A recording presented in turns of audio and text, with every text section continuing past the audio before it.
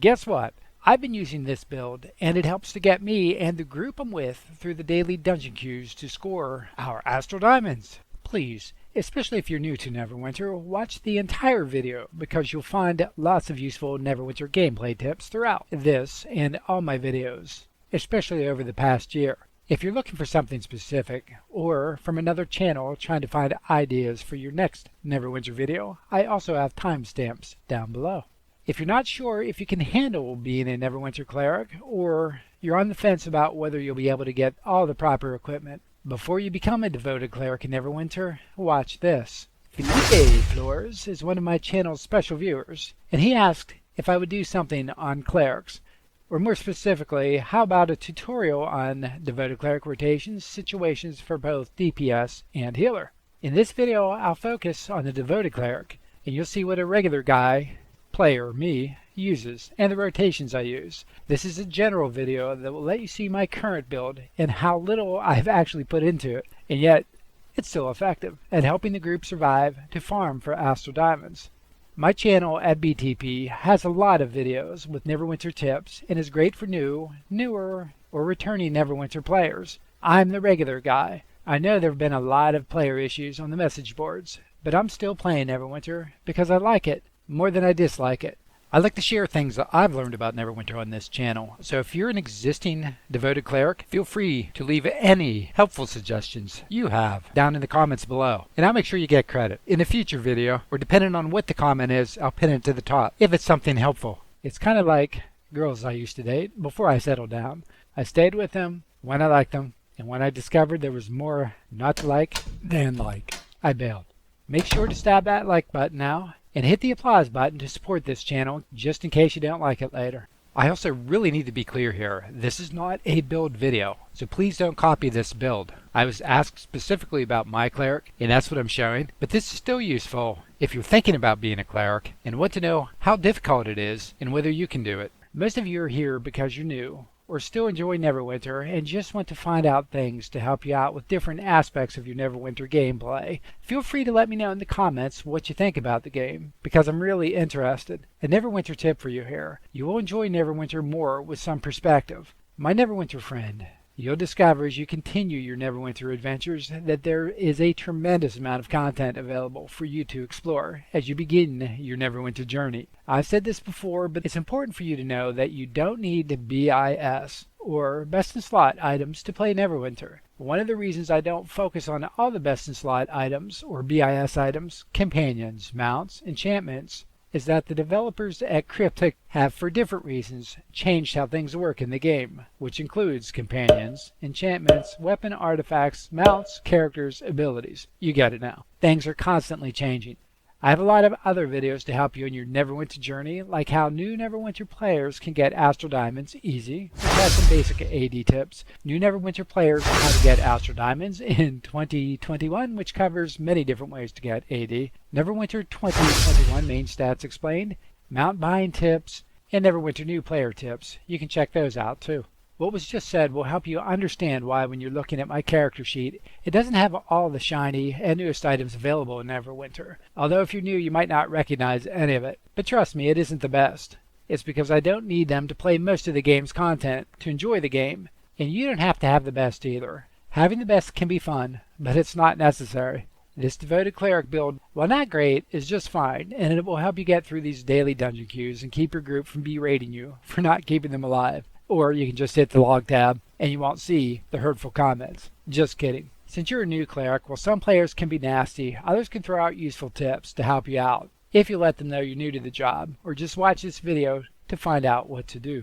This again is a general video about how I've been using my average devoted cleric in Neverwinter, and there will be some dungeons that require some more specific knowledge about the game mechanics, but this video will help the average guy or girl get started. I also want you to please understand that you shouldn't copy this build because I haven't optimized this build for healing, but it works for me.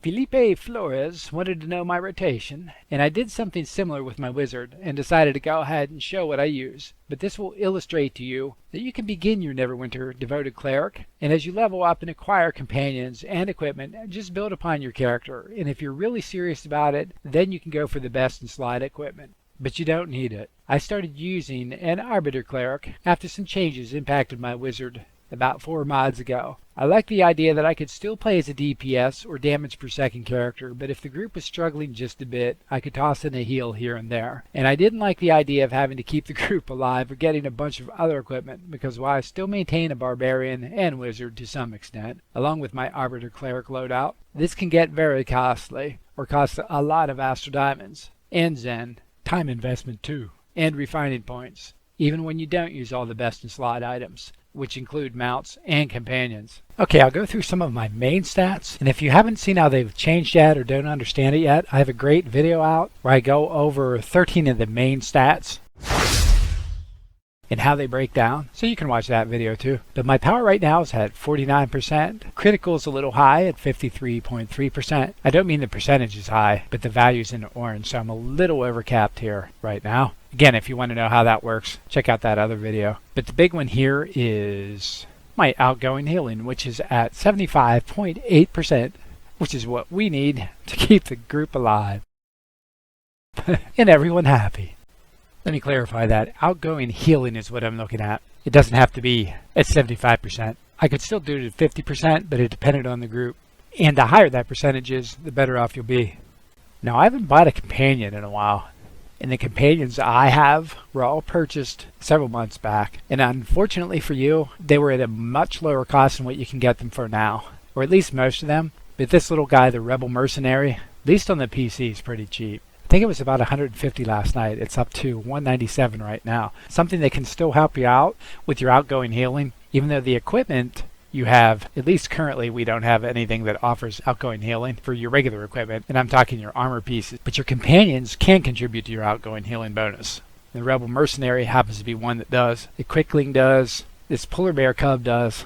It's an augment, not an active companion. But if you can get companions for a decent price that have an outgoing healing bonus, that's useful. And my summon companion right now is Stalwart Golden Lion. I mainly had that up, but until you can get to the good stuff, just use something like the Rebel Mercenary and any inexpensive companions that have an outgoing healing bonus. And again, I have a video with the changes that just happened with Mod 20 that talk about the changes to the augmented and active companions, so you might want to check that out too, to help you decide whether you should go with an active or augmented companion right now. I think the big thing with my companions to show you though is that I have a couple legendaries. I don't have any mythics. I have some epics, rares, and uncommons. But again, I'm just a regular player, so I don't have everything maxed out. That's really what I wanted to show you with this. And I'm still doing fine. And for my Devoted Cleric, I have abilities like Precision helps me with my Critical Strike, which also helps with your healing chance. That's why I have Precision selected here. I could change that because, like I said, I'm overcapped, but that happens to be where I left it. But the Cell Sword's Distinct Discipline, I have that. It gives me an outgoing healing bonus. The Never Remember's Guard Discipline is also an outgoing healing bonus. Same thing with Radiant Insight, Baby Polar Bear's Instincts, and Quickling's Wisdom. So those all help contribute right here to my outgoing healing status. And for equipment, I'm still using Empowered Rank 15 Runestones. I know if you're new, Rank 15 is a high item level, but it's what I have. And I'm just using companion equipment that I picked up back from the Undermountain campaign. Mounts, I have a couple mythics. I have a legendary mount and 2 epic mounts. And only one of my mount insignia bonuses contribute to healing, and it doesn't help the group, just me. It's Oppressor's Reprieve. Now my Swift Golden Mount Power Aerial Armament is useful, and I use that one on both my Arbiter and Devoted Cleric, and it gives a temporary shield to party members and adds some party radiant damage. And I also have Providence equipped, and this has a heal chance, and it gives more radiant damage, and that's specific to this mount. And boons really, these days, you just use these to bolster or help with your main stats where you need some help. And again, if you want to know more about the main stats after the change, you can watch my video about that. It's the Neverwinter 2021 13 main stats explained. But again, I haven't recalibrated these yet because I haven't had to. But I think I will soon. I'm going to do a better build video for you guys. If you end up liking this video, I'll fill things out for more depth. As you probably know, or maybe you don't know, but these complete character builds take a lot of work, and it is complicated by all the changes that keep occurring, but I'll do what I can for you. Most of my boon points are in power and health, with a couple points in critical avoidance. Marathon runners maxed out, outgoing healings of course maxed out, and my AP gains maxed.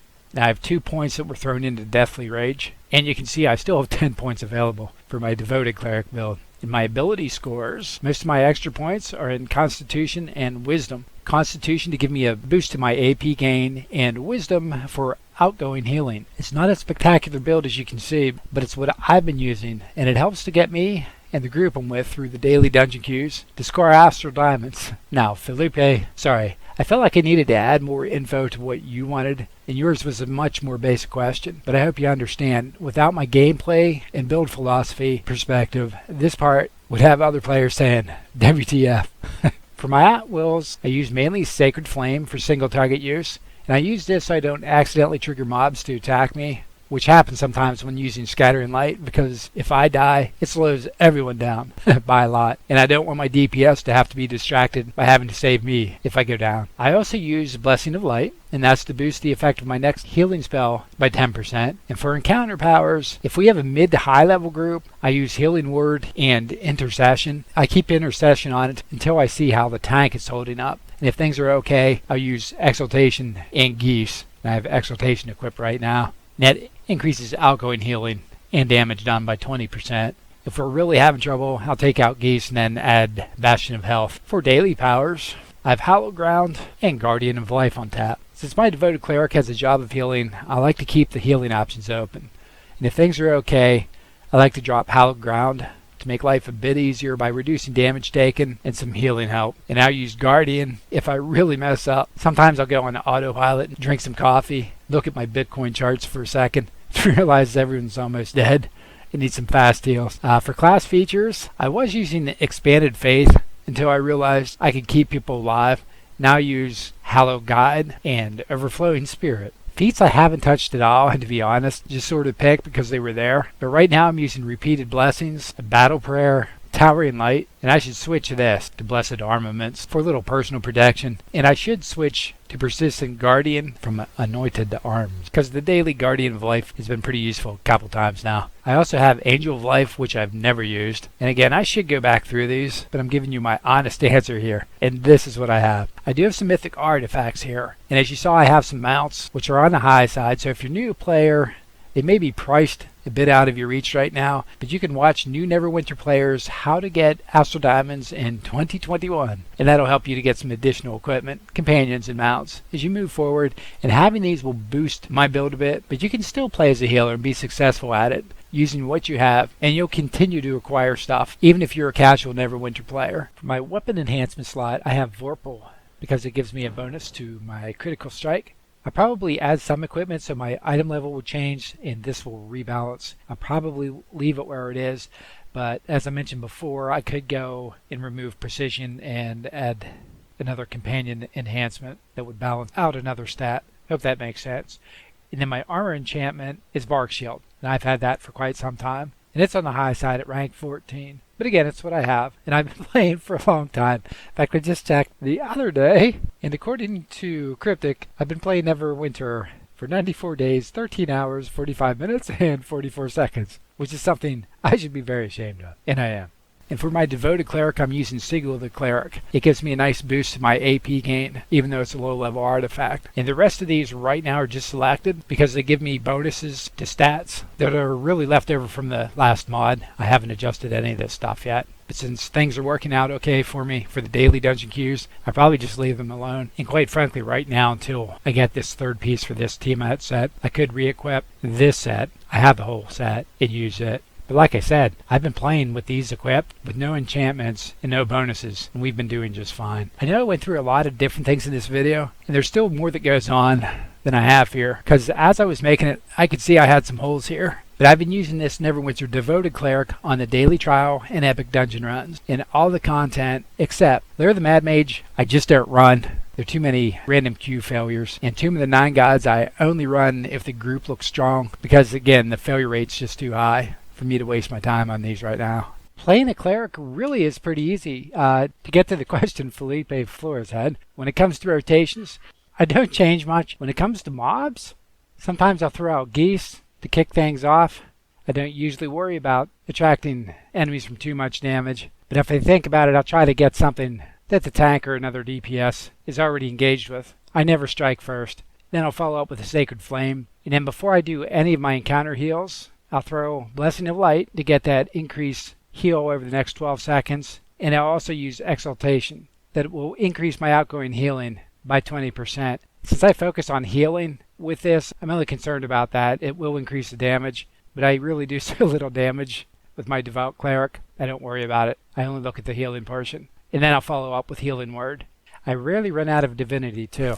When it comes to a boss, again, it depends on the group a little bit, but when we start out, after the tank slaps him, I'll throw out Geese, Sacred Flame, and then really the same thing. I'll always throw out Blessing of Light, and I just kind of keep running that so I know it's always on before I throw out one of the healing encounter spells. Then I'll throw out Exaltation. And if I'm in a group that isn't faring very well, like I said, I'll pull Geese, and I'll throw in Bastion of Health. So after I throw Blessing of Light, then Exaltation, I'll go with Healing Word, and if they still need a little bit of help, then I'll throw in the Bastion of Health. And I've also used Intercession just to mix things up a little bit instead of Bastion of Health, if I'm just trying to concentrate on a tank or an extremely weak DPS who keeps losing health quickly.